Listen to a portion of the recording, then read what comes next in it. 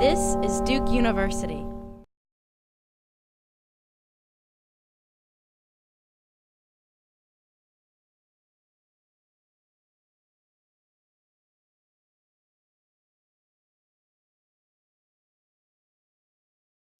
I'm Eric Toon. I'm the Director of the Innovation and Entrepreneurship Initiative here at Duke. I'm also a faculty member in the Department of Chemistry and an entrepreneur myself. I've done a few companies out of the university.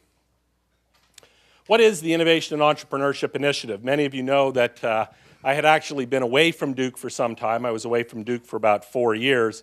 And in 2012, when I was thinking about coming back, I was talking to Duke, what's going on that I could do if I came back here. And one of the things that we talked about was the Innovation and Entrepreneurship Initiative. The Innovation and Entrepreneurship Initiative was started by Kimberly Jenkins in 2010. Kimberly, at that time, was a board member on the Big Duke board, was incredibly passionate about entrepreneurship, and actually stepped away from the Duke board to get the initiative up and running.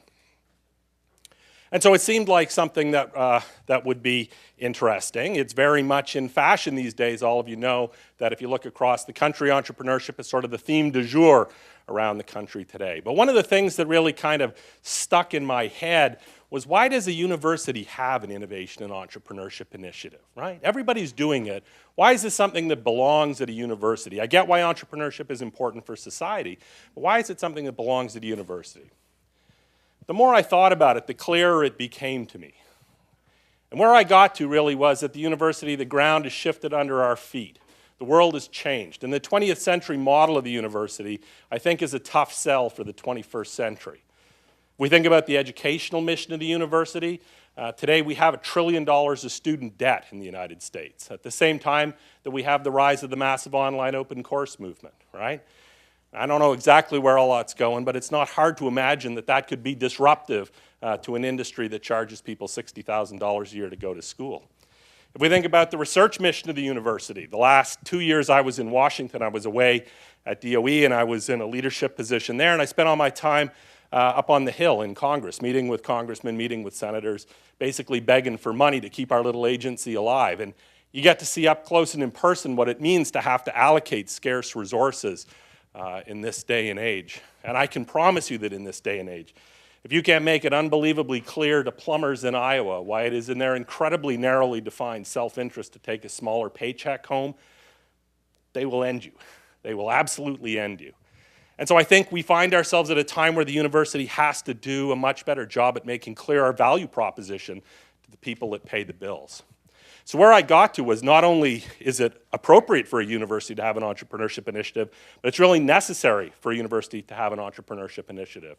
And what the Entrepreneurship Initiative at Duke is all about is about taking the ideas that grow at the university, the ideas that are born here, and turning them into real things and real actions that make a real difference to real people's lives.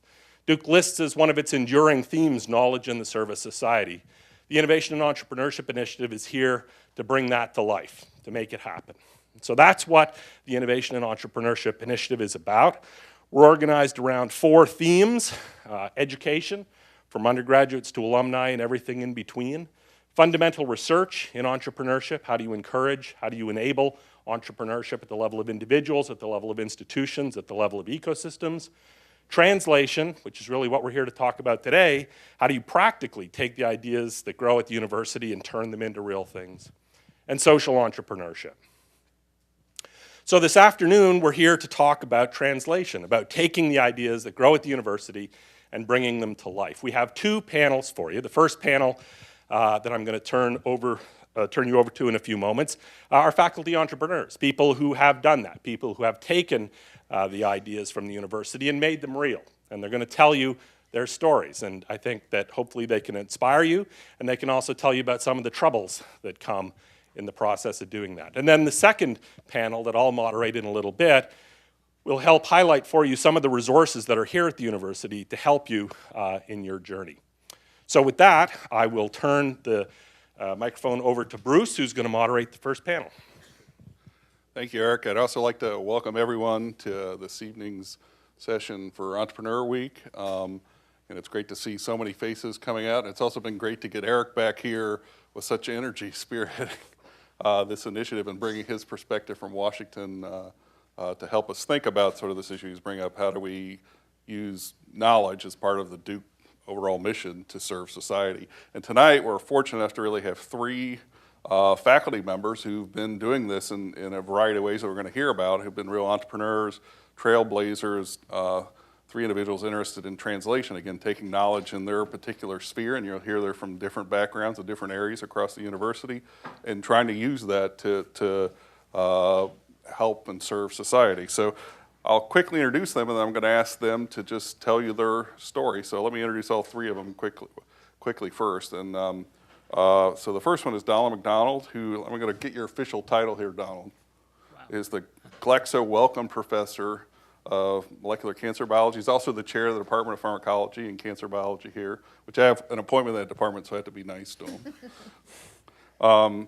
He did his PhD at the University of Ireland, and I just heard he just returned from Ireland too, so he may be a bit jet lagged or something. And then did his postdoctoral training at Baylor College of Medicine, where he got very interested in thinking about signaling, and then moved on actually to the private sector. So and he'll tell you some of his story about moving back and forth between the private and the academic sectors, and sort of share his story along those lines. And as you'll hear, his work has really led to sort of novel insights into estrogen and androgen modulators, particularly in a variety of cancers, prostate cancer, breast cancer, et cetera, and how his discoveries made in his group have really moved into the clinic and have been translated, et cetera. And our second panelist, just to show you the breadth, is Brady Granger. And Brady comes from a different area. So Donald is one of the basic science departments in the School of Medicine. Brady actually comes from one of the clinical areas in this, over on the medical school side of the campus, or Duke Medicine, in the School of Nursing.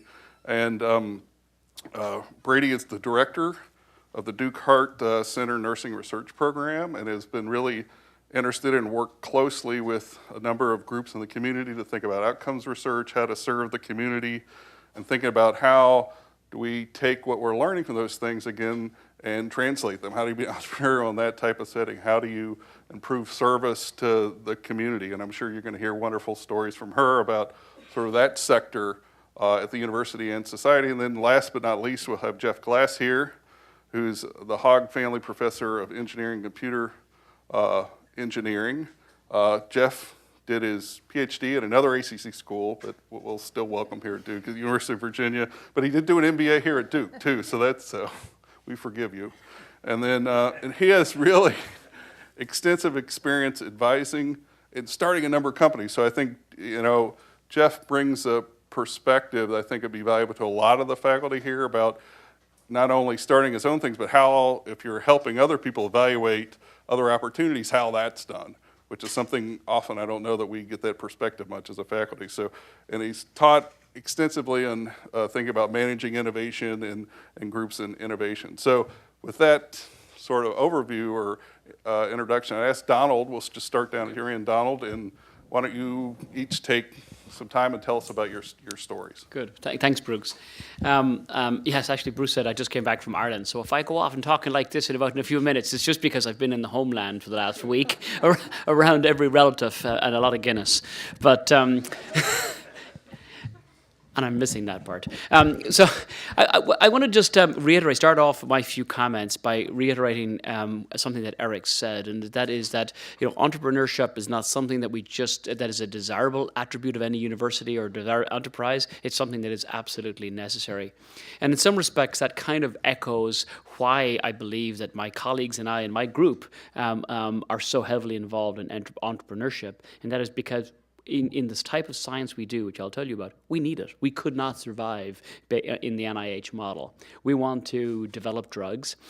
We want to bring drugs all the way to the clinic. We're in that abyss of trying to translate, and that's an area where, to be honest with you, there is very, very little money in the public sector. You have to go to the private sector. So for me personally, I think, without exception, nearly every one of the enterprises that I've started has been first first and foremost the need to find private sector funding if I want to bring a discovery from the level that we got it in the laboratory to the next level, and also there's a desire to actually bring the basic science research and insights in my laboratory to something in a pillbox, which is ultimately what I'm interested in.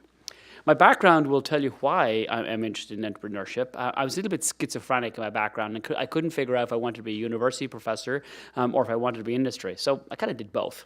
And I did my postdoc in industry, which I was very, very, very different. And at the time, and probably still is a little bit unusual, jumped back to academics and took my first faculty appointment at Baylor College of Medicine for 3 years, and then went and helped to fund a company with Ron Evans in California called Ligand Pharmaceuticals, which is still there today. I will say that all my options expired at zero, and now the company is worth about $3 billion, and unfortunately, it's not, timing is everything. But that company was again, I learned an awful lot about that, about how to translate basic research, discoveries in the basic research laboratories into drugs. So then moving on to Duke, I've been here 21 years now, and I've been involved in different, and I say I'm using globally, there's about 20 people in my lab, and we've actually most of us have been together for quite a long time. We've been involved in various different types of entrepreneurship. One type is very simple. You develop a technology, okay, an enabling technology, and you want to basically bring it to the next level. Not so common now, but 10 or 15 years ago, you could found a company based upon a technology. Okay, you had an interesting technology, you started corporate collaborations, they brought in money, and you started. And we did that with a couple of companies. And they did quite well, brought money both to my own research at Duke, brought money to Duke, and were very successful. One of the most successful ventures that we did was a joint venture with a company in the park called Novolon Pharmaceuticals. And that was an enabling technology that we licensed in a very interesting way back to them. And then they got bought over by a Swedish pharmaceutical firm. And actually, the nice thing about it is that technology, which we don't need to go into, is pretty much, for our field in nuclear receptors, is used by every pharmaceutical company that we know of. Okay, so that was kind of nice. That's, again, that really speaks to what Eric is talking about, the mechanism of taking something, and independent of how much money it makes or anything like that, getting it out there. The second area was actually taking that technology, that enabling technology, and applying it to a very specific problem here in our own lab. And my lab is, half my lab is interested in the problem of endocrine therapy resistance in breast cancer. And so we use the technology to develop novel drugs to treat estrogen receptor positive breast cancers. We then basically went to Glaxo and formed a very interesting partnership with Glaxo, where they allowed us access to their compound libraries. We identified a compound, brought that all the way into phase 1 clinical trials, licensed that to DuPont Pharmaceuticals. So we brought it, we developed the technology, formed a partnership. Duke did a very interesting reverse license to license these compounds into Duke, and then we added value and basically spun them back out again. Actually, I saw John Halford is here tonight, and Pat Lopath was another guy in the Fuqua School. We got together, must be Rob Halford, sorry, Rob. We got together probably about 7 or 8 years ago as a project with John Feld to take some ideas that we had in the lab, build a business plan around them, and form another company. And we did that. We formed a company called IOS Pharmaceuticals, which again was this at the time was a technology-based company. We started a collaboration then with Pfizer Pharmaceuticals, and that went very successful. Another one with Novartis, and I just heard this morning that they're about to file an IND based upon the drug that we developed together. Now, I will say that, Rob, you did name that company. We changed it to IS Pharmaceuticals, because I have no idea what he was on, but he called it Sisyphus Pharmaceuticals. And I think that was a joke, because I didn't even know what Sisyphus was till I went up, and that's the guy, the Greek god, who keeps putting the rock up the hill, and he keeps rolling back down again. So, Rob, maybe in the question and answer period, you could tell someone why you wanted to call our company that. And so, again, I think I probably told you enough examples because it's basically technology. Sometimes it's patenting of drugs that we develop in the laboratory. It's also forming companies, and we've done all 3 exercises.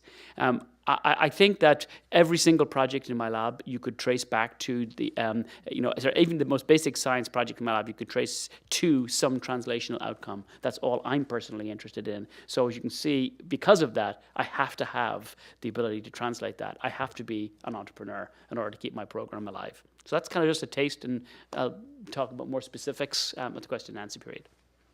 So why don't we move on just because of time to Brady. We'll Perfect. hold questions for the whole group at the end, and we'd appreciate it. Okay, Brady. Hi, thanks for this invitation to be here. My name's Brady Granger. I'm a nurse at Duke Health System and on faculty at the School of Nursing. And my interest and problem that stimulated the entrepreneurial idea was the fact that we spend about $32 billion in heart failure patients who are readmitted about 30 days after we send them home. So as an inpatient ICU nurse for the last 27 years, at some point, I also began seeing high-risk patients in the community. And what I realized that everybody else probably already knew was that we in the hospital hand patients a prescription. They're sick, they're tired, they want to go home. And we can check with the pharmacy on refill rates and understand whether or not those prescriptions were filled, yes or no, and get data in that way on follow-through. But it wasn't until I went to do a home visit and saw people who can't pay or on Medicaid or have some other kind of form of reimbursement plan get automatic fill. And those, we think, they're picking up all the prescriptions. But in fact, they're just stockpiled. So we have homes around Durham, and this is a problem in the entire country, where patients who are able to get pills reimbursed don't take them anyway, and they're piled everywhere around the house. Other people can't make decisions or prioritize which ones to take if they have to pay, and so they often prioritize the wrong one, and they'll be taking something that's actually less critical for their health outcomes and their mortality than another that they should have chosen. So there's quite a lot of decision making that needed to happen that was not happening. And for a single disease entity, my area is cardiovascular disease, so I was particularly focused on heart failure patients. The $32 billion cost is our overall national cost for readmissions just in that one patient population. At discharge, we know from CMS and the Agency for Healthcare Quality and Research that about 70% of the time when we send someone home, there is a discrepancy in their medication list from what we think they should be on versus what they think or what their primary care provider thinks or what they actually have at home. So the problem is huge, and it seemed a little bit oppressive to me as a nurse that we just give a silly piece of paper, this notebook with a lot of material. And in our own data in Durham County, we know 33% of the people are health illiterate. On a national level, it's a little bit better, actually. We're high. So about a fourth of patients in the country are health illiterate and can't really read and understand their medications. So this was the problem that I felt compelled to develop an entrepreneurial solution for. And so we tackled this problem as a team of people, on the health system side and through the School of Nursing, but I thought I would just show this real short clip so that you get a sense of what it is, because I think it's easier to understand. I got it. I don't know if I can I'm just going to flip through. I'm just going to flip through to the good part because I've already sort of talked about what the problem is. So, at the tip of the iceberg, this is the problem. A lot of people's houses look like this around Durham County, where there are just hundreds and thousands of pills stockpiled around, and no one's real sure what the last prescription was, which ones were outdated, because the fact is when people get a new prescription, they add it to the bottle of their old prescription. And so the idea of a pill count as a metric for medication adherence, which I've been using for 15 years in research, is really a misnomer. It doesn't work at all. So this is the problem. Too many pills, too many providers. So what happens, I feel like, is that we begin with a person in a very critically ill situation, and they have a story, and they tell us the story, we think we understand it, and we think that we can tailor their education to meet their actual living situation. And This is just a picture of, this is a picture of Mr. Smith, and I'll just play this for you. It was at nighttime when I was suffering more from it. He's talking about his symptoms of shortness of breath. I had went to the doctor several times. Probably about 2 years ago, they put me on this medication called Lasix, and that sort of helped me along. And I guess my system had got used to it, and it just started, decreasing again. So at that point, did you get a new medication? No, it's the same medication. Same medication, same dose? Yeah. No, actually, it wasn't the same dose. So this is just a very short clip of what the problem is. He's a 49-year-old guy. He finished high school, a smart person who has a sense of what his illness is, what his symptoms are, what his triggers are, and yet the medicine, his Lasix that he's talking about here, is one of 24 medications that he takes. The Lasix dose changed about 6 times in a single month. The color of the pill, the dose associated with the color, the brand to generic, his financial situation forced him to change from one brand to a different one. So there were a lot of complicating factors. And this is just a part of his med list. On top of that, he's depressed, which is a complicating factor with medication adherence in general.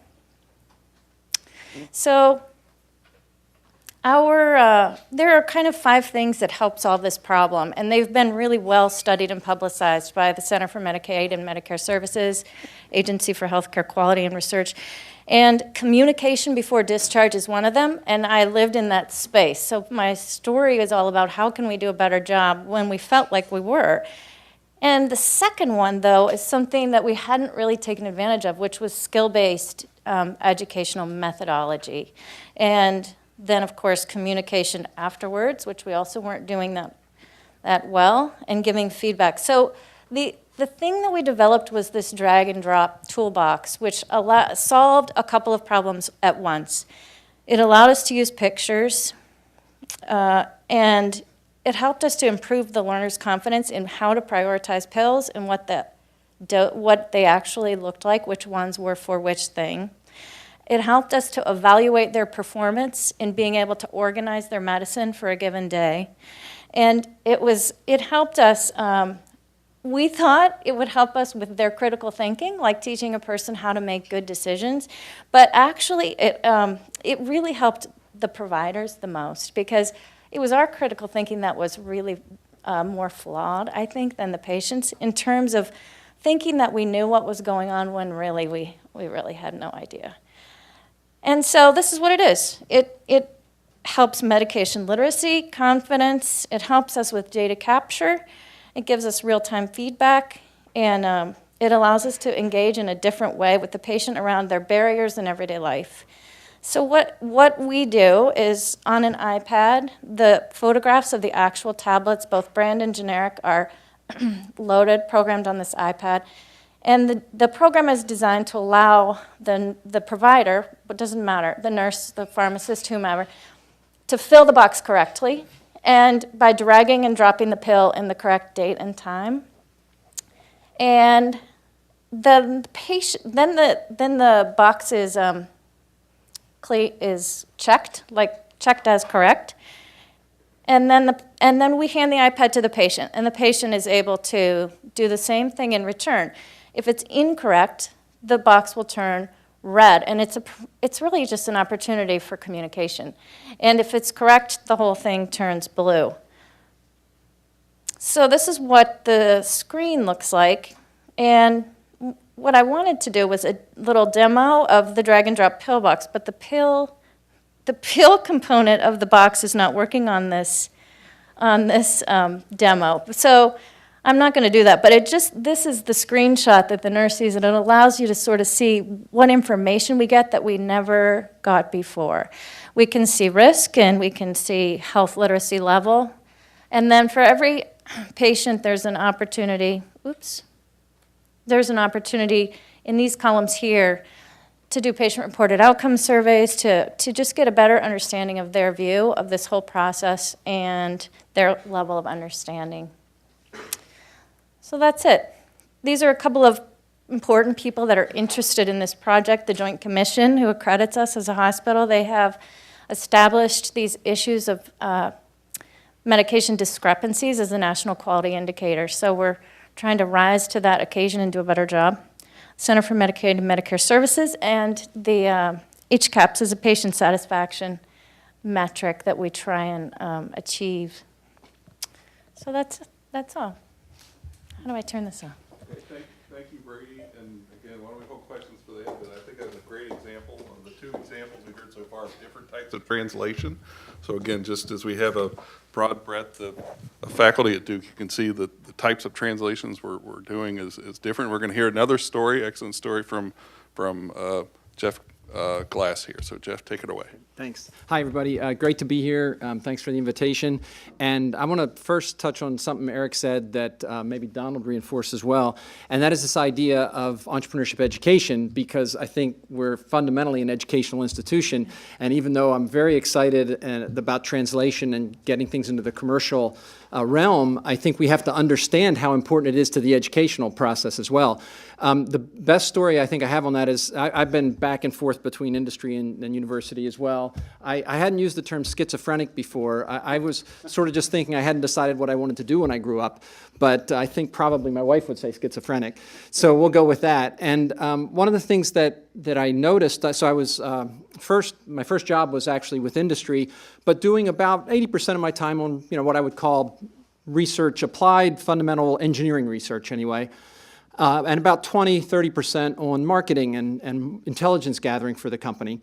And then I realized that I wanted to do 100% research. I really decided that a university was where I wanted to be, so left the company and joined a university, went through the tenure process and all that kind of stuff for the first few years of my career, and then realized I was doing the same kinds of things that I saw people who were 30 years older than I was doing. And I thought, well, I don't want to do that for the next 30 years.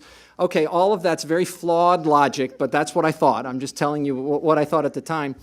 And so I went back into industry at that time. And so I'd gone from industry to university, back to industry, and I'd been teaching students in engineering. So I'm a materials engineer by training, and I'm in the electrical engineering department here. But I spend a lot of my time as the faculty director of engineering management, which really brings together industry and university in the engineering realm. But at this point in my career, I'd been teaching students, and I happened to be teaching thermodynamics at that point. So those of you who've taken thermodynamics can appreciate that. I didn't really understand it when I was teaching it, of course, because nobody does. But I was teaching it. And so I went into industry, and I thought, well, I just had these classes of students that were spectacular. I mean, they got really good grades. They were really smart. I'm going to hire them. I was building up a lab for a company. I'm going to hire students I already know, and they're going to really help us out here. So we had some managers already in place. I hired with the managers about a dozen students, alums, very young alums or young career, early career engineers.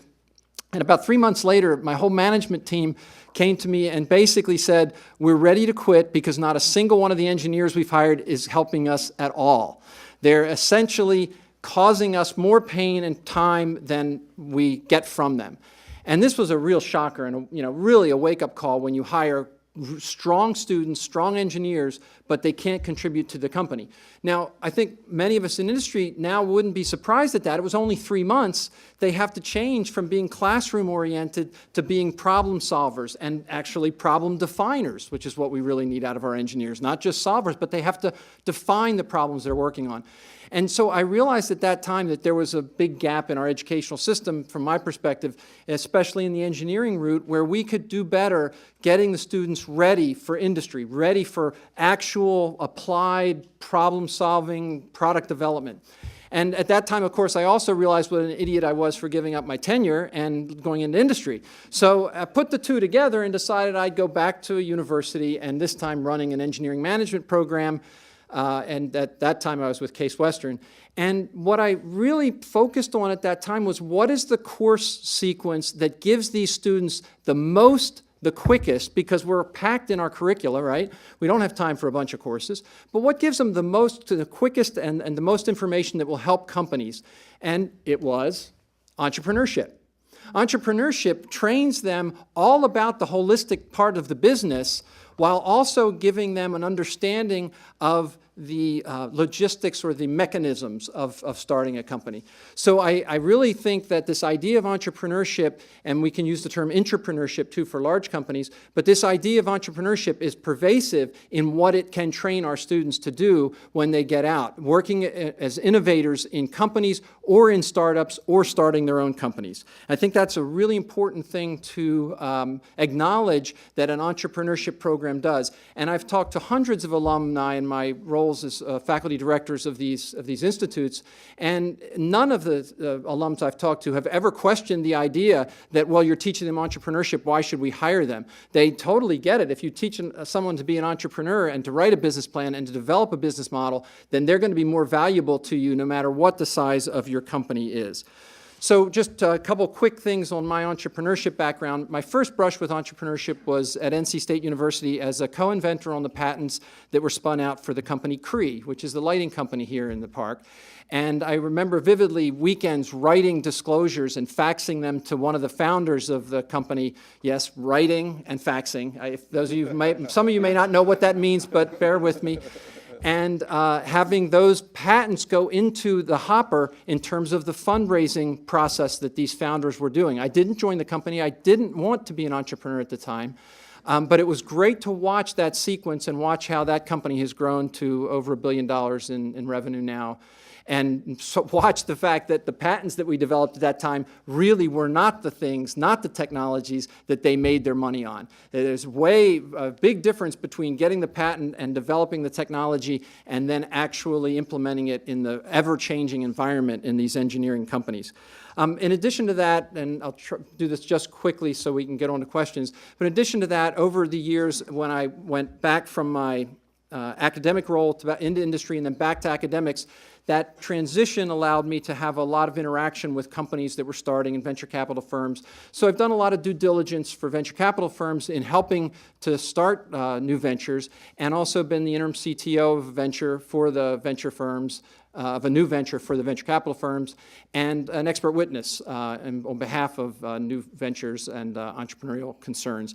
And those were all really driven by this idea that as an engineer, we're supposed to be doing practical things anyway. That's what engineering is all about. And with the industrial background and moving back into academics kind of gave me some freedom that maybe I wouldn't have had otherwise. Thank you as well, Jeff. And so I think we're going to open up for questions. I may actually shoot the first one off here to the group that I think Jeff did a good job of leading into. And one of the questions I had was, to talk about entrepreneur courses in entrepreneurial training. So one of the things we're thinking about, Duke, is about incubators. So how do we take ideas, incubate them from the faculty's perspective? And again, it could be from an iPad app. It could be for new technology. So from the faculty perspective, how valuable is that, one, for training and for translation and preparing things to move out? So any of you can jump in here from your perspective. Well, I mean, we mentioned this just before we started. One of the things that has been a number that has been resonating and bouncing around my head for the last 18 months is the number that was published in a report from, I think it was the Institute of Medicine, that only 9% of our graduates are going to end up as professors. Duke's actually a little bit higher. I think we're like 9.5 or 10% out of the biomedical. But guess what? Everything that we do, the way we train people is all to be Duke professors, or to be professors. And so for me, I think the refocus back to, actually I used the term a minute ago and Bruce chopped my hand off because I said we need to look at alternate careers. And actually, Bruce, you made the point. That's not true. The professor is now the alternate career. You know, it was Eric. Was it? Oh, sorry. But I mean, I think the professor is the alternate career now. And what we need to do is we need to actually look and ask, what do our students need? I think your example of the engineers going into your company and having absolutely no idea what entrepreneurship is no different again from the days that I was in industry and we had young bucks coming up who would ace papers in Science and Cell and Nature, and we never employed them, because they just had no idea about how to translate what they were doing on the bench to something that we could use. So for me, what this incubator, if you want this incubator or this focus on entrepreneurship, is really what it's all about in an educational institution. It's teaching people to take the knowledge in their brains and to translate it into something that other people can use. That's all what it's about. Maybe I'll add just a couple quick things to that. I think incubators are phenomenal vehicles for, again, education and training. I don't think we necessarily want to take an incubator and say, what's the percentage of companies that are major successes from our incubator? I don't think that's a reasonable metric. On the other hand, taking an incubator and saying how many of the students who came out of that incubator were more prepared for the companies they went into, whether it was a brand new startup or a medium-sized company, I don't know that that matters, but how did it prepare them? And I think one of the key points is that we're trying to develop habits for these students. They can't just listen to it and then say, I know it, right? You have to do it to know it. You have to really, there's a great Confucius saying about that, but I probably would butcher it too bad. I won't try to get it right, but it really is about doing means that you really understand and have deep knowledge of something, not just hearing it, not just listening to it or seeing it. And I think that's what incubators really do for us. So I'm very pro-incubator activities at Duke and across the Triangle area in general. Are there questions from the audience? If not, I have questions out there. While you come up here, I have a follow-up question to that. And that, so we're talking about incubators. We're also talking about budgets. And so, how do we convince the powers that be, that given a flat NIH budget, flat budgets from the science side, flat on the clinical side, that these are important, and we're making these innovations, and so how do we convince, or how do the faculty figure out ways to come up with money to invest in both sort of the training of this as well as moving the innovation? Any brilliant insights? Because I think we call Eric. Tried that. But I think it's one of the things we're collectively struggling with. But as a group, it seems like we have to help. Bruce, it is. There is clearly a shortage of money, but there's, no matter how much money there was at the NIH or how much money was coming, there was always going to be. I mean, that's always the refrain. There's a shortage of money, and I think that there's plenty of money out there. It's just convincing people that that's the right way to spend their money. And so I think that, I opened up my comments by saying that the reason that I personally engage in entrepreneurship is because I need it.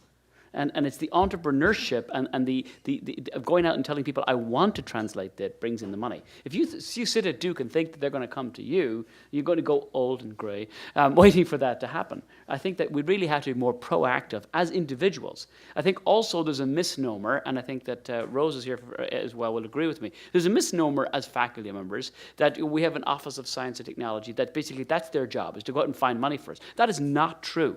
Their job is to facilitate the interactions that we initiate with industry and with funders. And I think that basically then shifts the whole responsibility back to Eric and his team. No, it does. Is to teach us faculty the ways to do that and to teach us and to basically, educate us to do things that we weren't educated to do. Well, there's a question over here. Yeah. Okay, I have a question for Professor Glass. Since you have rich experience in both industry and academia, and you have taught a course named Innovation Management, right? So I'm wondering what the differences between the academia and industry in terms of innovation management, how they manage this kind of research, and their what they value differently. Yeah, thank you. Sure. Oh, thanks for using the term experience. I really like that. But I will point out that those of us who are lucky go gray, right? Others of us, anyway, so from academics versus, nowadays many academic labs, and including my own, are much closer to the way we would run an industry lab 15 years ago. As we get larger and larger groups and we get more and more higher expectations with the applied research that we're doing for organizations like the Department of Homeland Security or DARPA, it really becomes much more closely aligned with what industry has been doing for a long time. We're just doing it in a much higher risk area. So in many senses, we need to be just as organized, just as milestone driven, just as demanding in terms of how we get to a particular point with most of the large the agencies that provide large blocks of funding. Now, in addition to that, as an academic, I think it's critical to continue to flex our very creative, innovative, outside the box, blue sky, whatever moniker you want to use that people use nowadays. And that's done through places like the National Science Foundation. So not a lot of money, but you can really have a high impact with your more creative areas if you have a balance between those large organizations and the more traditional and National Science Foundation, NIH, I think, at least in my experience. The other point I'll make is that when we think about industrial work, and one of the main reasons I came back to the university was no matter how good your idea is, no matter how exciting it is, no matter what impact it's going to have, whether you're a startup, a medium-sized or large-sized company, if that idea is not consistent with the strategy of your organization, you can't follow it. You can't go after it, right? At the university, you can. You just have to find the funding for it, right? So it really is an exciting place to be at the university, where you're only limited by your own potential or your own skills in terms of raising the funds, as opposed to being limited by the strategy of the organization. But having said that, if we don't have an understanding of what those organizations are going to use our technologies for in the long run, then we're missing a huge opportunity, like we've been, I think, already talked about. Questions from the group?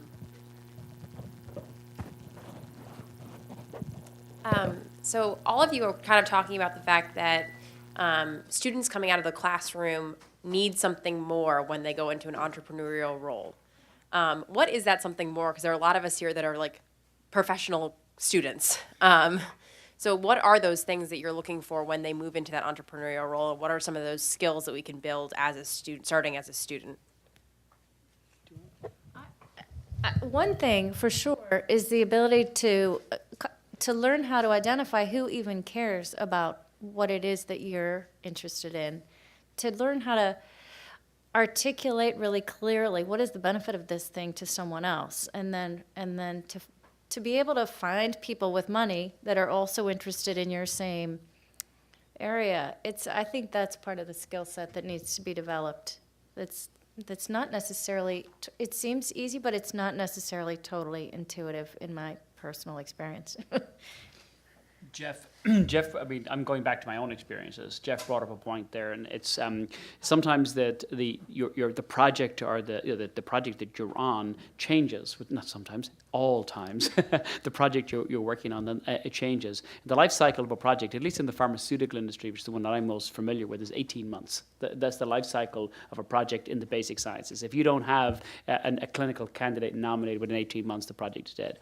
So you need to be very, very, you need to be able to adapt. And I remember, I used to always feel like when I was in the industry, I'd been a bit of like a con man in some respects, because I went in and I was an expert in one area. I was actually, at the time, I was an expert in osteoporosis. That was kind of my field. And suddenly the company decided, well, we're not really interested in that. And so suddenly I had to manage a breast cancer program. And I only was as good as many papers I had read. So I think the one thing that I was always looking for was adaptability. People who can, very broad-based, but really are okay, they're comfortable, they're excited by science, but they're not necessarily married to the thing that they were working on their postdoc in or their graduate. They'd work on anything. I think that's a great point, that adaptability and flexibility. Yeah. I would just add, be comfortable in every different function within the organizations that you're going to go into. You can't think, well, I'm an expert in marketing or I'm an expert in electrical engineering. You have to think, what's the value I bring to the organization? And in order to bring value to the organization, you have to be able to talk with all different functions. So go into various events thinking, how do I communicate with someone who knows nothing about my field and is going to be talking to me about their field? Can I still have a conversation with them? Do I know the basics well enough to do that? And that's really a lot of practice, I think. Yeah, well, just to add to that, again, I know I'm going back a lot of time, but they're very instrumental. I think these activities were instrumental in where I ended up getting to. When I went to SmithKline as a postdoc, what they did was they allowed me to work 70% of the time on my own independent research projects. And then what they did, which is cool, they put me on project teams. And I was allowed to go and sit in, and amphotericin B, which is an antifungal, I actually was on the project team that was responsible for evaluating that. I was also put on a marketing team. Now, this has nothing to do with what I did, but it was like eye-opening. It was completely different for us. And I think that's what I want the classes at Duke to do in entrepreneurship, is to provide that extra, that oomph, if you want, that would take a phenomenal molecular biologist or molecular pharmacologist and give them the things that now make them attractive to outside employers. Great point, Donald. Other questions? Up here. Okay. Yes, thank you so much for the inspiring speeches. Actually, I have a question for Dr. Donut. Yes, because I'm very interested in the topic of entrepreneurship and innovation, but I'm kind of feeling that it's far away from me because I majored in clinical medicine in my undergraduate, and now I'm a master's student of Duke Global Health Institute. And then my focus will be on health system and health policy. So do you think me as a health system and health policy major, like how can I link myself to entrepreneurship and innovation? Or do you think it's necessary to do so? Boy. Well, first of all, that field is obviously, I think Brandy's probably closer, it's probably Brandy's closer to you, I think, than if you want to maybe try and comment on that. Nicely done. I mean, while Brandy's thinking about it, one thing I would mention that Eric may have alluded to is that as part of the INE initiative here, there's a big effort in social entrepreneurism. So the things that you're thinking about and thinking about global health, there's totally an entrepreneurial element to that, to say how do we improve healthcare or social justice around the world. So I think there's a lot of the facets they're talking about of being a good entrepreneur. On the for-profit side, you could say the same thing on the social entrepreneurial side. So I think the same skills they're talking about being adaptable and thinking about what you're learning about global health, how to marry that to your clinical medicine, and thinking about how you implement that in a global setting where maybe fundamentally different challenges than here are going to require some of the same skills that they're talking social about. entrepreneurship. There's, I think that's very important. But I want to give you, I think one of the things that I would emphasize here, just your question, I'm not going to address it directly, but I think I'm going to give an answer that I think that is applicable to the general topic. And that is, I had a student recently who said to me that the reason that she is where she is now is because she took advantage of the opportunities that were here on campus to learn about other careers, things that she was not really expecting to work on. She was going along the same path as we all were, going to become, as I said, the college professor and running a lab. And she went to a job fair here at Duke that was run by Bloomberg. This is about a year and a half ago. And she's now a financial analyst for Bloomberg in New York, doing no science, but is working as a financial analyst for Bloomberg with biotech and pharmaceutical industry. And I asked her, well, how did you get that? And she said, because I went to, there were a whole series of these lectures for the undergraduate campus, and I went to them. And she said, I didn't even know that there were such things as financial analysts, and I didn't even know that they'd want a PhD. And actually, it turns out that in her class, she told me that Bloomberg brought in 20, and not one of them was a finance or an economics major. They were all biological sciences, or science. They were all science majors. So I think just because your degree is in X doesn't necessarily pigeonhole you into X. It helps you develop a thought. Now, you may want to work in X, but it also gives you a thought process that I think, in the right context, employers are going to be interested in. Could I add maybe one quick thing to that? Entrepreneurship in many facets is a kind of a state of mind or an approach, and same with innovation. So in any job that you take, you can be entrepreneurial, right? That's for sure. And I think a lot of the educational aspects of what you see here at Duke going on now help you be entrepreneurial in any position, in any organization. One of our projects is sponsored by the Gates Foundation, is part of their Reinvent the Toilet Challenge. I know nothing about developing worlds, but we're involved in that to put toilets that are not on utility grids and are self-sustaining into developing areas. And watching the team be so entrepreneurial with a nonprofit developing country issue has been one of the most exciting entrepreneurial things I've done, but it's not going to be an entrepreneurship kind of traditional play. Okay, unfortunately for the time, I think we're going to have to move on to the next session. But I'd like to thank our three invited guests and hearing their stories. Thank you very much.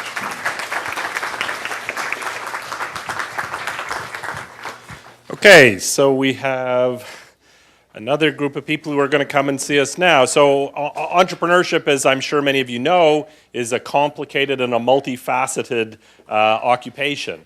Many of us who are thinking about entrepreneurship have day jobs. We're graduate students, we're faculty, we're all sorts of things. Perhaps this is something that's new to us that we haven't had a chance to try before. And one of the things that I was really delighted with when I came back to Duke was exactly how much there is here in the way of an infrastructure to help people with entrepreneurial activities. So what we have today then is 4 of those people who represent different organizations around the university whose job it is to help entrepreneurs take the ideas that grow at the university and take them out of the university. So we'll first let them introduce themselves. Maybe we'll start down at the far end with Rose Ritz, who's the director of our Office of Licensing and Ventures. What sort of, you want me to talk about the office? Yeah, Yes. tell me a little bit about yourself and a little bit about the office. Okay, didn't know how quick this part of the introduction was. Hey folks, I'm Rose Ritz. I started my first company when I was 24. I had just finished my PhD at Stanford with some business school classes, although I didn't go all the way to get the MBA. Started 3 companies after that. One was one had an IPO, one got acquired, and one was an abysmal failure. But even the failure, the investors still keep talking to me all the time, and a lot of them are still in the business and still people that I work with. At Duke here, I'm running this office called Licensing and Ventures. There are a number of folks from my team here who will be at the reception also, so there may be 5 or 6 of us. And I'm going to tell you what Licensing and Ventures does, but I guess I really want to send a message that in addition to what we do for Duke, we're a bunch of people who've got a lot of experience in entrepreneurship. Probably everybody on my team has transacted at least 500 deals, agreements, legal agreements with other parties. We've done a lot of analysis of patent portfolios. And we've thought a lot about how to value and articulate what's interesting and novel about new ideas. So come talk to us. We love meeting students. A lot of the focus of what the office does is really focused on Duke employees more than students, largely because if you're a Duke employee, Duke owns your intellectual property, and if you're a student, Duke doesn't own it in the same way. And our office is paid for by the Duke administration. So a lot of what we do is not so much focused on undergraduate students as we're focused on protecting the intellectual property that comes out of government-funded research, NIH, NSF, DOE, other things like that. Probably 200 transactions a year that we do are licenses to existing companies. And then there's another 40 or 50 projects at any given time that are going the startup route. But a lot of what we do are license transactions.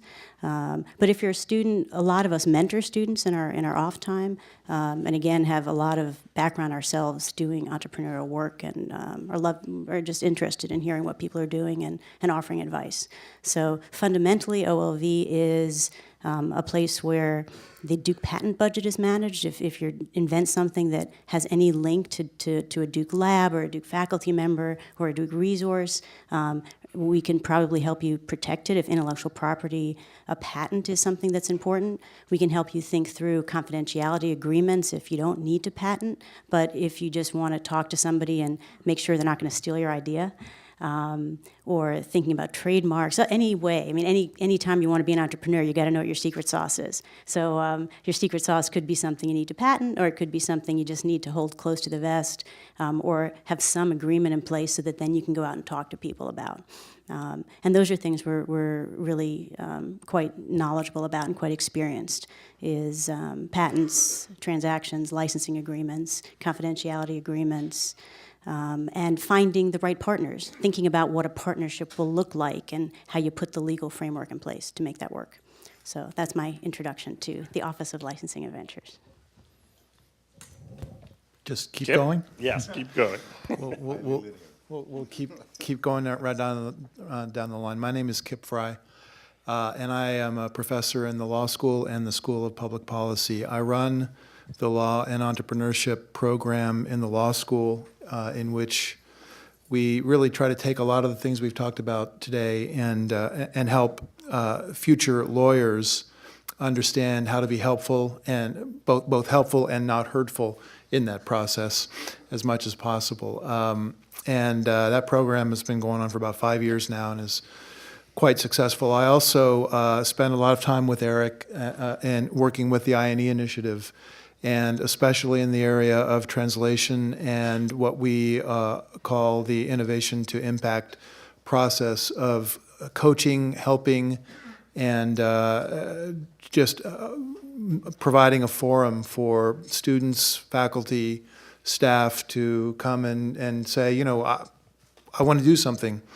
and I've got an idea, and not only don't I know what to do, I don't even know what questions to start to ask. And so we try to provide a series of services for everyone who has an entrepreneurial idea to feel more confident and more comfortable in bringing those ideas forward and getting help in finding resources, finding colleagues to work with, and putting it into the process of becoming an entrepreneurial idea. So those are kind of my basic activities at the school. While I'm not on campus, I've run 6 startup companies, and I was a venture capitalist for 10 years. And so I've kind of been in every area of the entrepreneurial community around here, and just love being a part of it.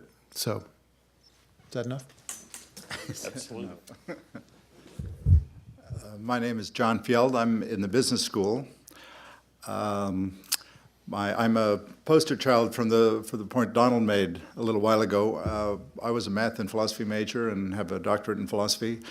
And when I was an undergraduate, I'd never heard of entrepreneurship, and I thought business was evil. So there was no doubt in my mind that I was going to run down an academic path.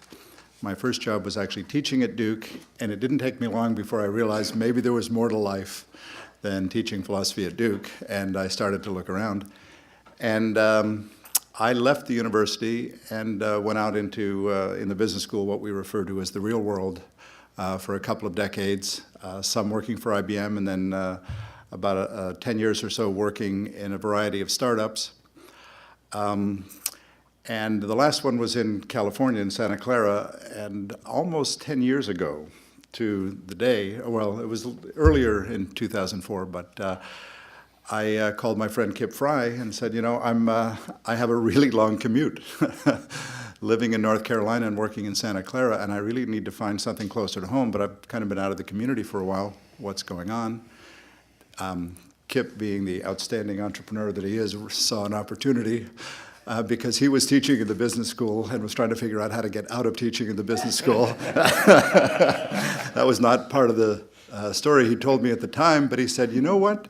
You ought to think about teaching entrepreneurship in the business school. And I said, wow, that's interesting. I hadn't thought about that.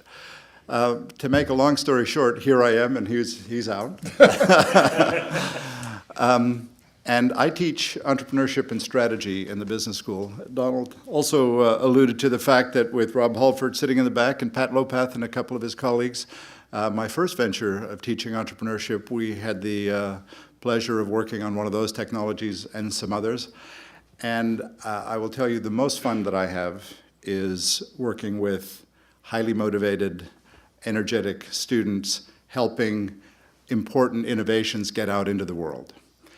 We have a program now that we've taken the course that Rob and Pat were in, that I inherited from Kip, and extended it into a 2-year program where we have business school students trying to form teams, partnering with people who had solved important problems and trying to bring them out into the world.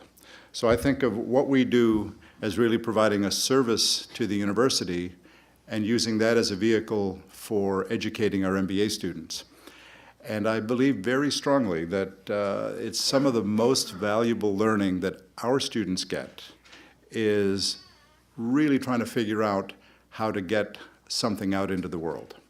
So I am always on the path of trying to find people who have solved important problems that I can possibly team with business school students to do the things that the scientists aren't so good at, but that the business school students are good at, including possibly recruiting a lawyer and recruiting others, and figuring out how to take the basic idea and realize it in the world. And that is the core idea for our program. And whether it succeeds or not, I think it's probably among the most valuable learning experiences that our students and other students have. So, just to repeat myself, we have a program that really provides a service to the scientists and engineers around the university, and the more we can figure out how to make the connections, the more successful that will be. And I'm going to close on my answer to an earlier question about what's distinct about entrepreneurship? The hardest thing for many people with a science background, and in particular an engineering background, is to stop thinking about the technology or the product and start thinking about who has a problem or a need that we can solve. And how do I not think about that abstractly, but actually go meet people and talk to them and figure out how I can solve their problem. And the biggest, I think it was your question, the thing that I find the best education for so many people is when you actually get them to understand that, yes, indeed, you have to go speak to people and really understand deeply what their problem is. That skill seems so easy, and it's so hard for so many people. So it's one service that we provide for our engineering and other colleagues. Anyway. Vicki? I'm Vicki Christian, and before I tell you a little bit about myself, I'd like to know who I'm talking to. So if you're an undergrad, will you raise your hand? Great. If you're a PhD candidate, will you raise your hand? Postdocs? Faculty? Super. People who operate a lot of homeless people in people who operate in staff roles at Duke. Yeah. So this is great. This is very helpful. And are you here? Raise your hand if you're here because you believe you are a born entrepreneur and you have an idea. Great. And now raise your hand if you're thinking about your career and where you want to be with your life. So that's great. This is I wish we could spend a week together. I really do. I think we'd all feel better and we'd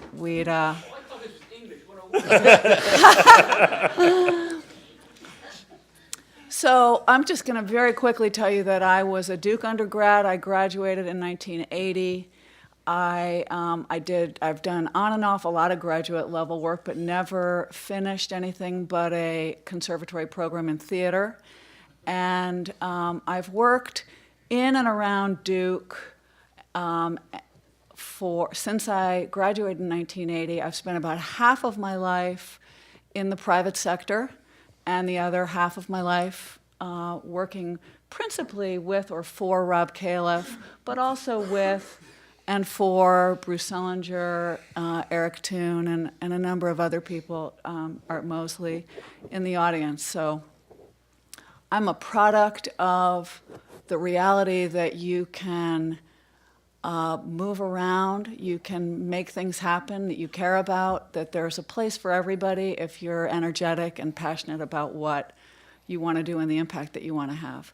So the reason I was invited today to talk is my role in Duke Translational Research Institute, which is part of Duke Translational Medicine Institute, which really should be viewed not as exclusively focused on medicine or biomedical things. It really should be viewed as a Duke-wide institutional resource. And I don't know if I made enough, but if you're not interested, then I definitely made too many. But I made a one-page flyer that you all can take away, and it's got the names of people who work with me and who would jump at the opportunity to help you or talk with you, brainstorm. And I'd like Suresh Balu to raise his hand. Suresh is on this sheet. Suresh is director of the Duke Institute for Health Innovation, and he works with me and all of us. Lynn Sutton, would you raise your hand? Lynn Sutton is my director of operations. Lynn is someone, if you have an idea, and it could conceivably be construed into biomedical research or a healthcare potential application, Lynn controls millions and millions of dollars. And she orchestrates the distribution of those dollars on an annual basis. And she works with people like Rose and Bruce and lots of us. But the person that you really have to get to know is Lynn. And so meet her at the reception a little bit later. Shelley Rusinkovich, would you raise your hand? Shelley Rusinkovich, I described as a guru. Shelley is a tech person, an IT person, is applied informatics, and if it's about big data or analytics, Shelley is a person that you should get to know. So I want to say one thing, which is if you're an undergrad or you're not staff or faculty, you're going to have to find staff or faculty in an academic environment. You're going to have to find mentors and people who can challenge your ideas and practically speaking, help you get access to these funds because you can participate, but you can't actually qualify for the funds unless you're a member of the faculty. So I'm going to go through a list of things that I think are resources that are available to you, aside from these people who I think are the ultimate resources. I mean, if you have a great idea or a strong urge, do you want to talk to software or a website? No. You want to talk to a person. And one of the things that we've done, and I think it's a lot like what Rose has done in the Office of Licensing and Ventures, is magnetize people who have a unique perspective and are here to be helpful and magnify the potential that you might create in the world. So some of the resources that I think you should know about, one is the user group. So I was a Duke undergrad, I'm an actress by training, but I've also started 3 companies, all of which are in some form still alive, but I've never made any money doing it. But my life got really interesting when I spent time in the private sector. And I'm here at Duke because I want to be, and I'm not in the private sector because I feel like this is where the incredible riches are, where my energy and perspective can sort of touch and ignite and connect with the universe of ideas and potentials. So, but the private sector is where the money is, and so the user group, which stands for Enterprise-Wide Speed Review, is a hodgepodge of ideas that came together as part of enterprise-wide planning for Victor Zhao when he was chancellor. And there are a number of people here who participate in the user group, and its sole purpose is to enable people to work with the private sector. So if J&J wants to come in and learn about what we're doing, or if Charles River Labs wants to come in and learn about what we're doing, or Apple or Google wants to come in and learn about what could be done with people at Duke, the user group is there. It's a fabulous group of people who are basically volunteering to help those things happen. Work on the slides, research who needs to be in the room, make sure we understand who's coming in from the private sector, and help Duke develop sponsored research. Project leaders. Most of you know what project management is, but in the Duke system, we use a concept of project leadership, which isn't about Gantt charting and managing budgets, although we do Gantt chart and we do manage budgets. It's really about being the sort of central, non-ego-driven connector and communicator in a multidisciplinary conversation. So people like Shelley and Lynn and I work as project leaders, and we're not advancing our own ideas. We are making sure that you are getting access to the collaborators or the perspectives or the internal or external resources that you need to be successful. We also make Gantt charts, which help people adhere to deliverables and timelines, like Jeff said is so important. DHI, which I mentioned, is Suresh's baby, But health innovation, it's digital health, it's wearable sensors, it's using electronic data to enable it's sort of an unlimited number of things to happen in a health or wellness or healthcare environment. I mentioned the funding sources. These are pilots. There are things that you can get $10,000 just to generate proof of concept on an idea. You can get $25,000 if you have an idea that you can find somebody with an NIH grant and your idea makes this person decide to go after this money, and then you get to be on the team. There's $100,000 grants, which actually can generate proof of concept in a non-valley of death kind of proof of concept. And there's even a large pilot program that does enable people to get over the valley of death by giving them $500,000. So there's money. There's also people who can help you with SBIR or STTR applications. Did you turn off my mic? No, honest.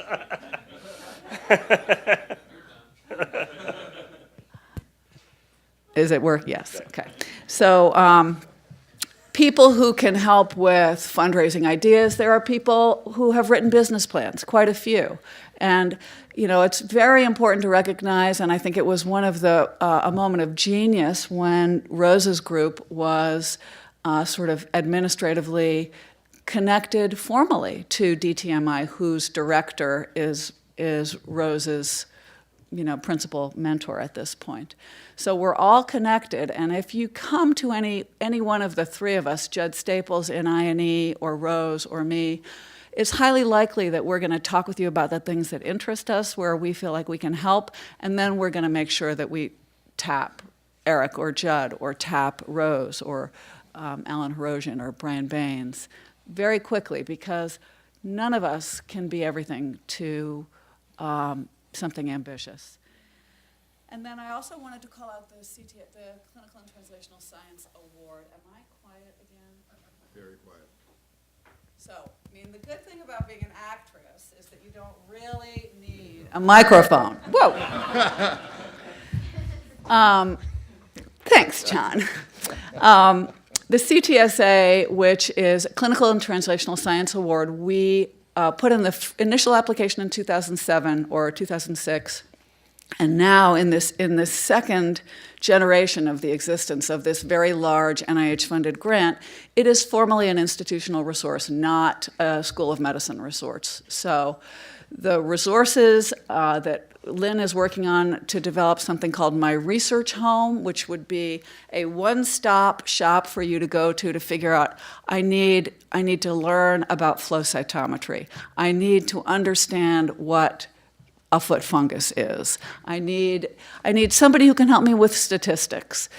My Research Home is going to be a place that is supported by the CTSA grant that you can search and find those resources, and then potentially even find the funds to take them to the next step. So the last thing I want to say, which is the third company that I formed just this past December, and I've been so busy that I can hardly even think about it.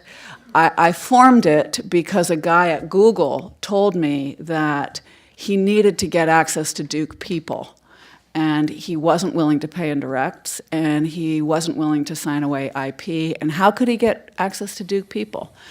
And so the little company that I formed, we've called Southeast X, and the reason to call it Southeast X is so the acronym can be SEX, frankly.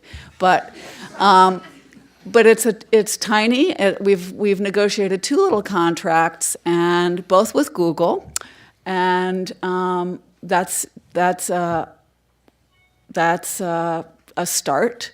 And the idea behind Southeast X was that if I wanted to get Michael Therian as a consultant for a for-profit company, I might wait a long time to get Michael Therian. But if I wanted to get Michael Therian's technology represented by somebody who might come to the table tomorrow or the next day, I could talk with Michael about signing up some of his postdocs or signing up some of his PhD candidates, the people who are running Michael's assays.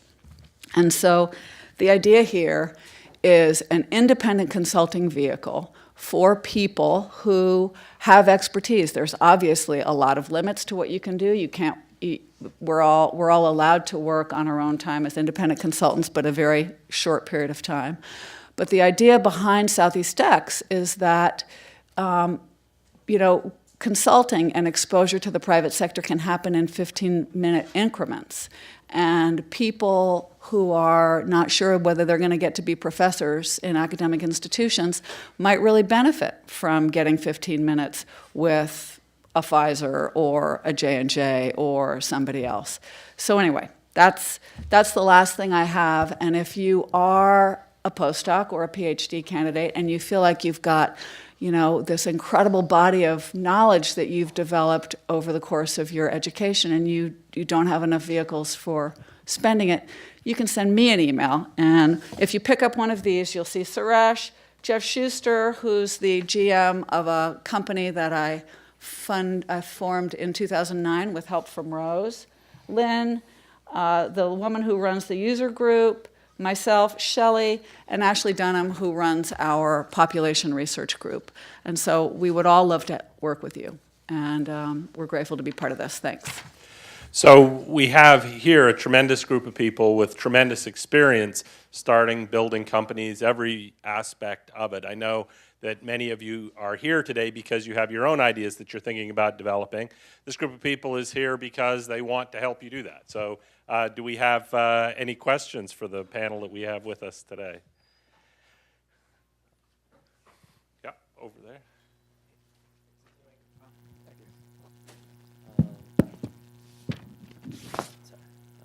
This is directed, I think, towards Victoria Best. For certain things like grants, be it from governments, like government entities, or from Duke, to whatever extent they also give out money through certain programs. Can you explain the difference between being a for-profit company and a non-profit company, or the goals and the missions of your organization, and how that affects raising money from, as a student here and with access to non-private funding? Non-private being like NIH or government foundation? I thought you said as well, like DTMI can help like raise money. Is that through government resources, or do they have their own funding? Well, we do have our own funding, which is the pools of money that Lynn helps us, use good peer review processes to distribute. I think I'm being dumb about your question, but I mean, the bottom line is the folks in Fuqua could tell you better than I the difference between interacting and the constraints of interacting with the for-profit sector versus the nonprofit sector. It's about the indirect rate, it's about the overhead that you can charge, it's about the handling of intellectual property, it's about the, I think I'm going to triage that question to one of y'all.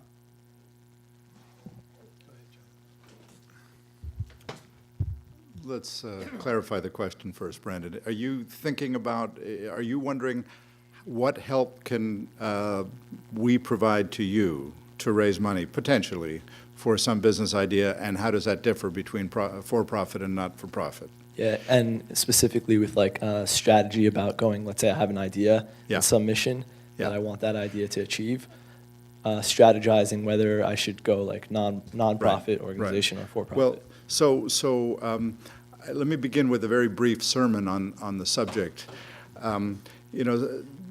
So many people start entrepreneurship with a preconceived notion of what the venture is going to look like. I often tell people, let's start with the problem you're solving and be led from that to what the nature of the venture ought to be.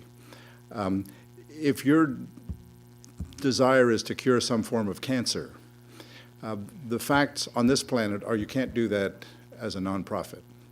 The only way to get the capital necessary is to provide a return to the investors that have enough capital that they could actually help you realize that.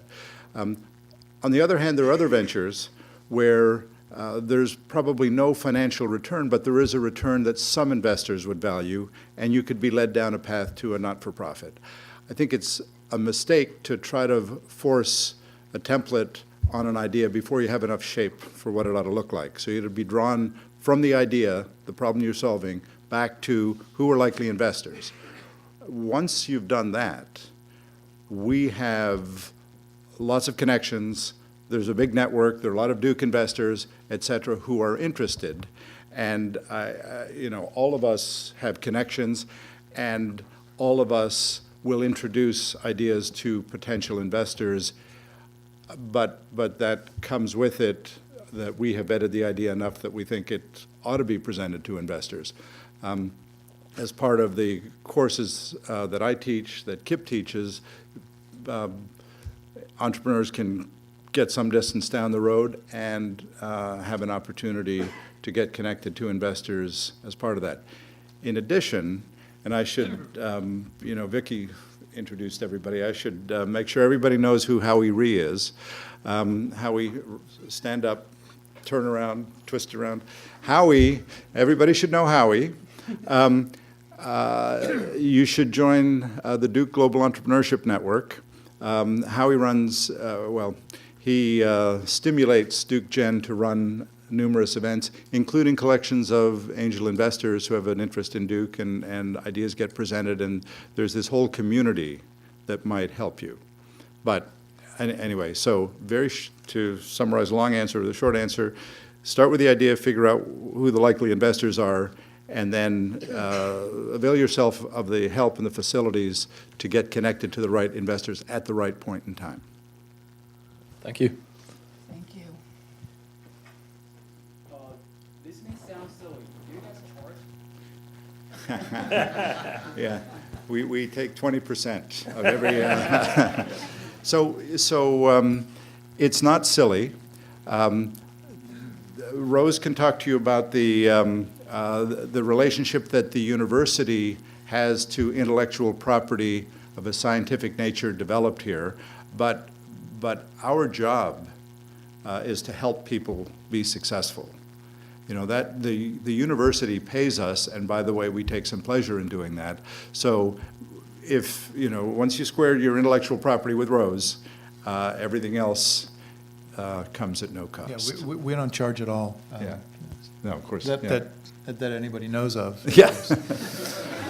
One thing that we would do, and we do all the time, which is how we grow, is we build ourselves into the things that you build. For instance, if you come with an idea that would be of interest to AstraZeneca, and we help you negotiate a sponsored research agreement with AstraZeneca, we might cover part of a project leader on the eventual sponsored research agreement.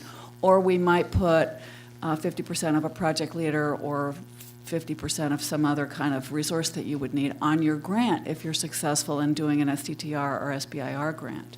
So we do compensate ourselves, and that's how we grow, and we enable our, continued development of these kinds of resources for you. And I'll say that of the many hundreds of inventions that are disclosed to our office, the Office of Licensing and Ventures every year, probably more than half of them, we met with the folks on the team several times before they put any kind of paperwork into the office. And we met with several hundred others who, after meeting and perhaps giving them some free advice, we realized it wasn't appropriate for them to submit an invention disclosure at this time or at all. So there's a lot of eagerness and interest in talking to you, figuring out what your own particular situation is, and then moving forward, and yeah, we don't charge for that. Everybody's sort of naturally suspicious, but these people really are here to help, I promise, I promise. I feel remiss now that I need to make the members of the OLV team who are here stand up also, so I'm going to do that, just because I didn't do it. I said they were here, but I didn't call them out, so can you guys get up? Over here we have Brian Baines and Rob Halford, Alan Hirosian. Come on, guys. What? Dean. What? I see you. Dean Freck and Henry Berger. These are most of the portfolio managers. The office is organized in a portfolio manner, so different folks have different areas of expertise. And almost all of them are here. There are a couple that couldn't stay this late in the day. So you can hit them up at the outside part too. So I promised my panel that I wouldn't ask them any questions that they weren't prepared for, but I lied.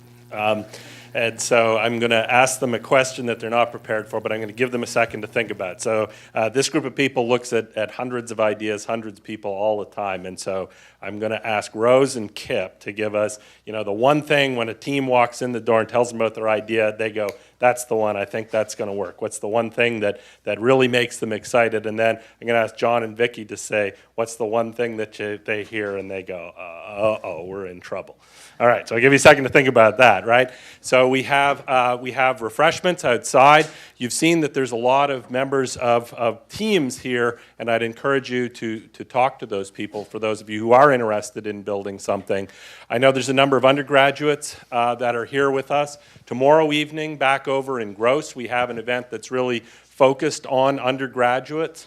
Rents Nima is going to MC an event that features John Supko, an experimental musician here at Duke, and Matt Christensen, a former Duke basketball player and Duke grad who's now a venture capitalist and runs the Duke and Silicon Valley program. We also have 32 different clubs and groups here at Duke focused on entrepreneurship in one way or another. That'll be around to tell you about what they're doing.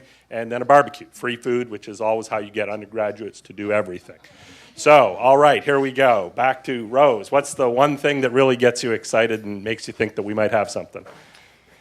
I'll start by answering a question that I thought you said you were going to ask us, but isn't the one you asked, which is what's something to watch out for? So I think that when you have a great idea, sometimes some people think that they should really hold it close to themselves and not talk to other people. If I try to get advice, maybe somebody will steal it, or maybe they'll contribute something and I'll have to share with them later because they'll become part of it. And my real advice to anybody who wants to be in this space is keep growing the pie bigger and bigger and bigger, and then your slice of the pie will grow bigger. Don't hold it all so close to you, because then you'll just have a small little pie that nobody wants to eat, essentially. So in the reverse, to answer Eric's question, when people come in and they're not sort of lone rangers, or they have either with them a team of interesting people around them, or as you speak to them, they say, oh yes, and I wanted to think about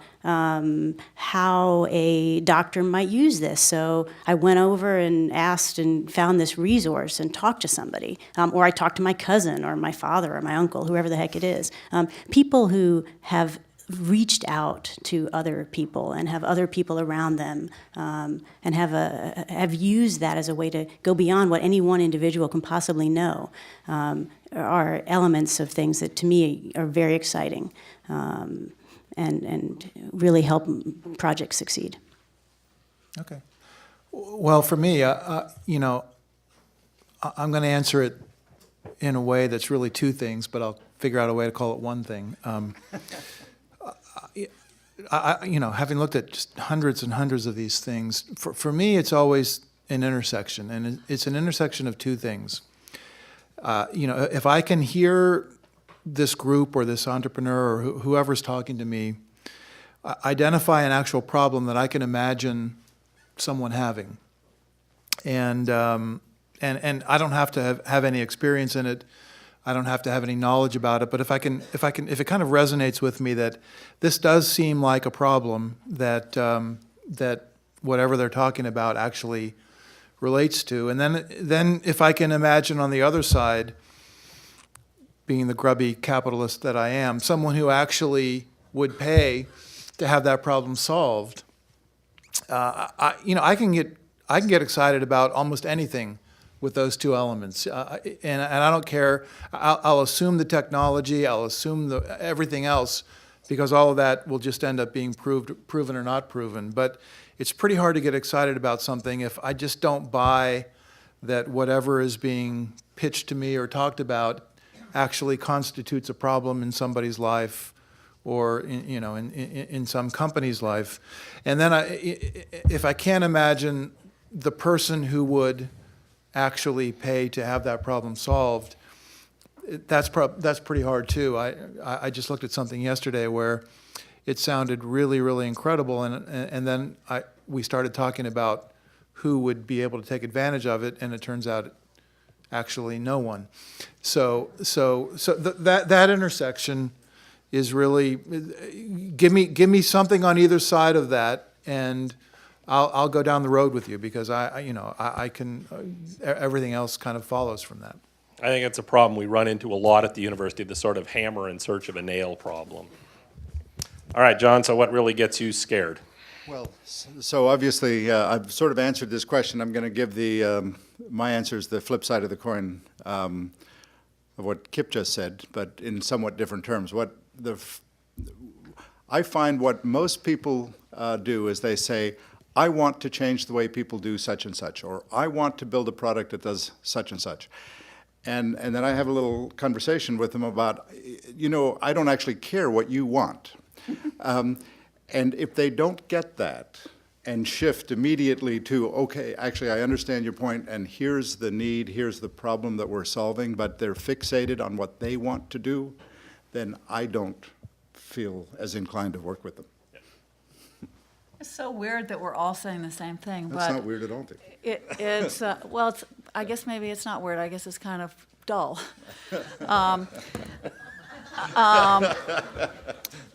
So the thing that, and I'm just going to re-say in my personal way, what turns me off immediately, and it is when someone articulates an idea and then you say, have you thought about this? No, this is the idea.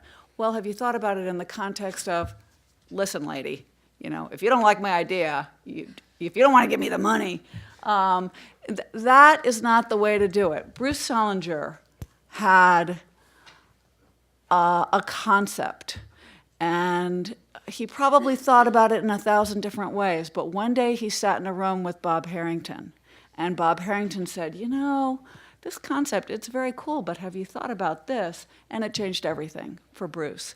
And a different kind of person with a different kind of passion that was stuck on a particular thing is not someone that you can work with as easily. The other thing that I personally, my heart sinks when I'm talking to someone, I realize that they are pitching a method of use, because I really feel like we're under a lot of pressure and methods of use and sort of, iterative concepts and trying to articulate the opportunity to put a picket fence of flimsy patents around an idea. It's just, there are too many great ideas, and I wanna focus on the breakthrough ideas and the things that are not obvious and really need the kind of energy and creativity that we can muster at Duke. Can I throw in one more thing? All right. There's a really specific thing and this happens a lot more than you might imagine. What really turns me off is somebody comes in and says, I want to be an entrepreneur. Yeah. And I say, okay, well, tell me about it. And they say, well, there's not anything else to tell. I want to be an entrepreneur. Most people who are entrepreneurs will tell you that they don't actually consider themselves to be entrepreneurs. They consider themselves to be guys who solved a problem. And this notion that entrepreneurship is kind of like an activity or something that gets done, those kind of people are hard to work with. So focus on a problem, focus on wouldn't it be great if, focus on things that have some meaning. Wanting to be an entrepreneur is not something that energizes probably all of us. We want you to call yourself an entrepreneur when we're finished, but we want to help you solve a problem and create things and be creative. So Create value by meeting an unmet need. yeah. There you go. So there's tons of information about the Innovation Entrepreneurship Initiative outside. Everything that you've heard tonight is cataloged on the website, entrepreneurship.duke.edu. You can get to all of the people that you heard tonight, all of the resources that you heard about tonight. Again, we have refreshments outside, and let's thank again our panel for their time this evening.